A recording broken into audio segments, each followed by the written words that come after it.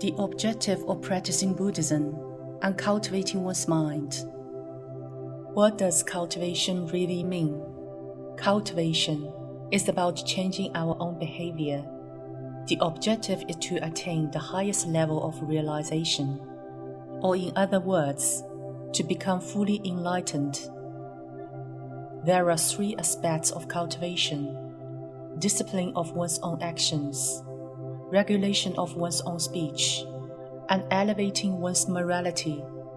In fact, once we understand that negative karma is a major force that binds us in the minding world's web, and that karmic obstacles stem from our conduct, speech, and thought, it is then easy to understand that the objective of these 3 aspects of cultivation is to prevent us from creating new negative karma. Discipline of one's own actions restrains us from creating karma of misconduct, while regulation of speech is to restrain us from creating karma of unwholesome speech. The elevation of consciousness and morality is to guard us against conceiving of any bad intentions, thereby reducing the chances of creating karma of unwholesome thoughts. Our understanding of this principle serves as a benchmark for us to correct our unwholesome behavior.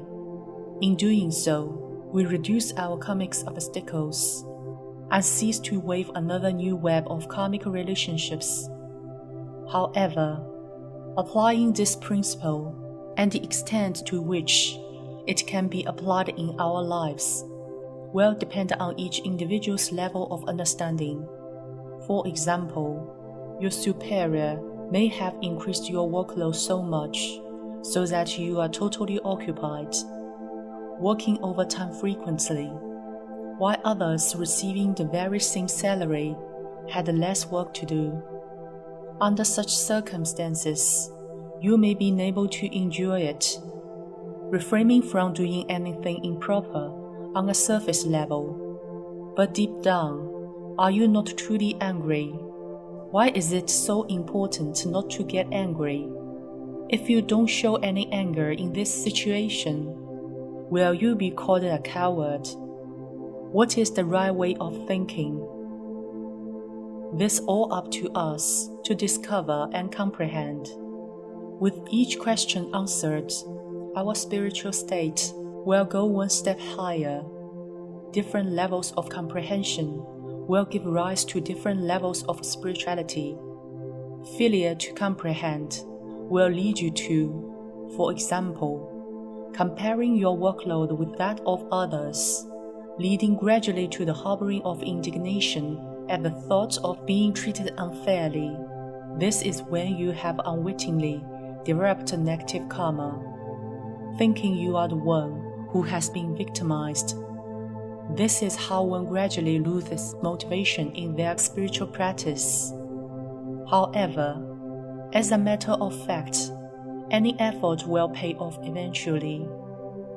It is often said, a teacher can only lead you through the door. It is up to you if you are to walk through it and succeed in your spiritual practice. It is precisely because every individual is different that the problems we individually face are also different.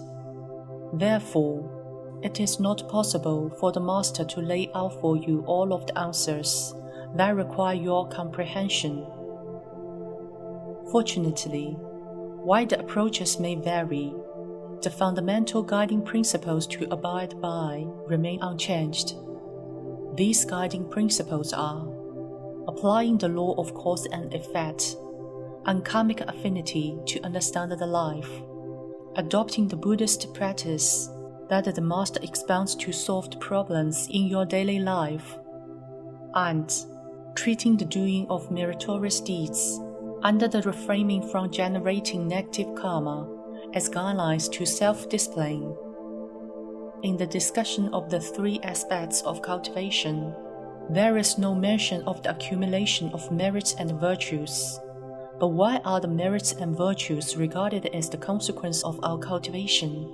It is because the direct results of the three aspects of cultivation are the performing of benevolent deeds, holding on to benevolent thoughts, and speaking kind words, which are all merits and virtues,